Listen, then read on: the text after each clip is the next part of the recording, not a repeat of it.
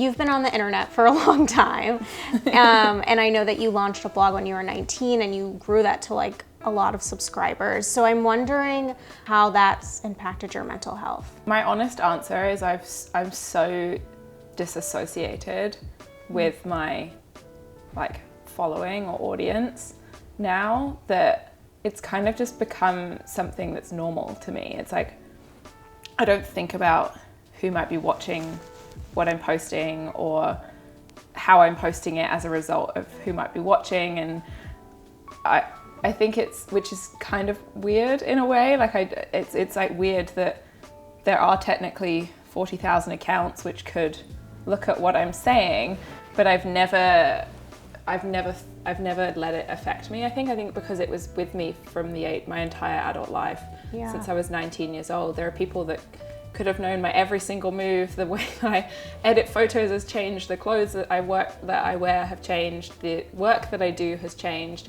and they literally could have followed me for the last 10 years, and I have no idea who they are, and I'd never really think about that. So, you've been building Diem, which is your company, which is a new type of social network, and it's really rooted in vulnerable conversations.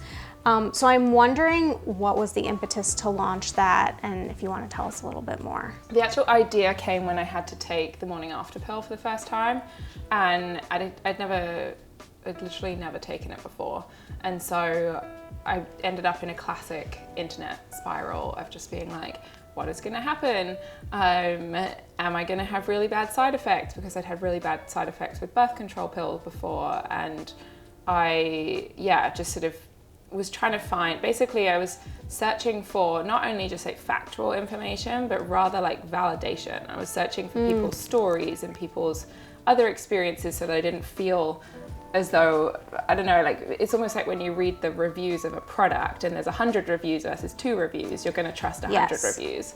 And that's very normal behavior in every area of life, but especially when you're sort of questioning something or trying to understand something that's very personal to you or a very personal health experience. And so that's really where the first idea came from. I was like, why can't I find anything? Like when I'm typing these questions into Google, I'm coming up with forums that the last post was like 5 years prior, or maybe I find myself in Reddit and I don't really know, I don't like the interface of Reddit and I can't find anything. And basically I just was wondering how it could, like how the internet could look different or how a platform could look different if you could query the knowledge of entire communities that have had similar experiences to you. I want to go back to Plan B. What was that experience like? Because I feel like that's not something that's spoken about when, you got to rush and you got to go get the pill. But I'm wondering what that was like for you, and also did you feel any shame around it? I didn't feel shame taking it. Like I didn't even think twice about taking it, sort of thing. I definitely felt uncomfortable in CVS.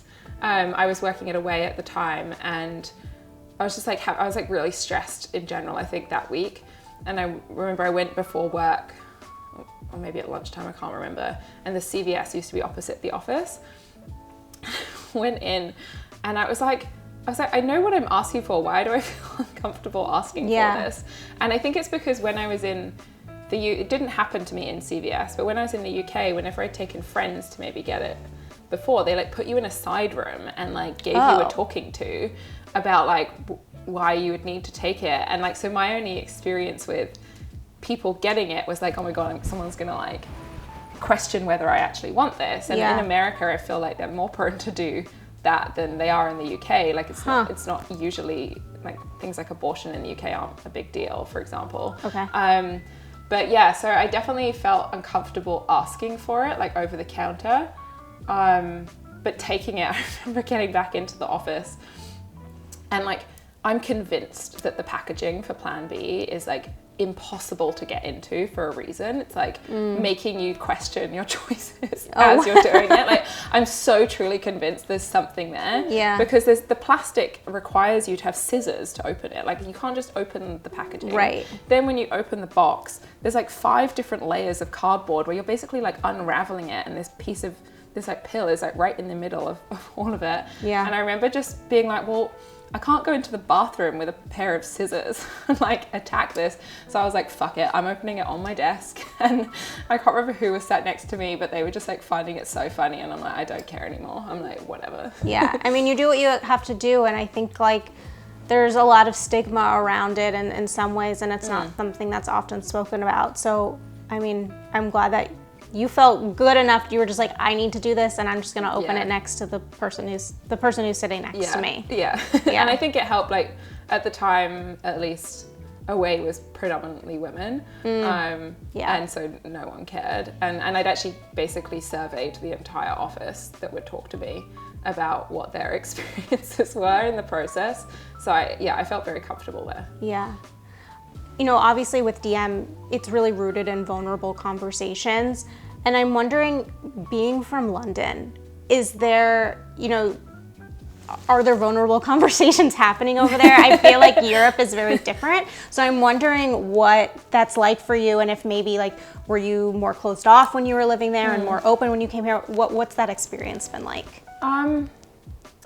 It's hard for me to pinpoint if I was more closed off, because I moved here when I was like 6 months after I graduated school. Yeah. So I've been here for basically my whole adult life, or adult working life. And I think that when you're younger, you have more sort of like shame or stigma, or just like you're not as confident in yourself to ask uncomfortable questions.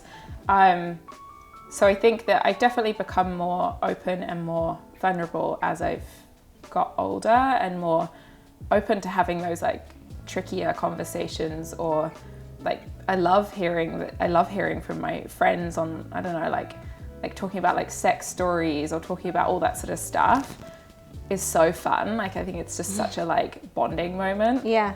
And I don't know, so basically I don't know whether it's because of being in America or just because I've got older and I'm now in America.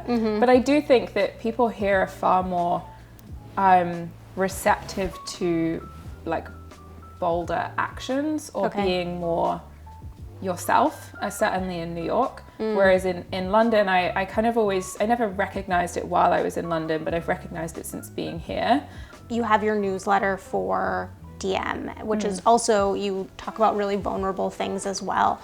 So what has been one of the topics that you've like loved the most? And also I'm wondering what has been a topic that you were maybe more anxious or scared to put out and you just didn't know what the response would be like? Two of my favorite topics, which is somewhat similar. One, I wrote about not feeling maternal. I think it was at the beginning of this year. And then I wrote about changing your name after you get married. They're basically my favorite topics to bring up at dinner parties. And so I was like very excited to write about them. And the response was like amazing. Just like so many people sharing their opinions, so many people being like, oh my God, I feel this way. Like I thought I was the only person. Like, thank you for writing about this, or thank you for sharing it more publicly. The one that I was most nervous about to go out was, we wrote one on like how you can evolve online. It was basically like alluding to cancel culture and how we don't let people move on. And we really, like, if you've been online for, like, most people, I don't know, like, have been online for like at least 10 years in a public way.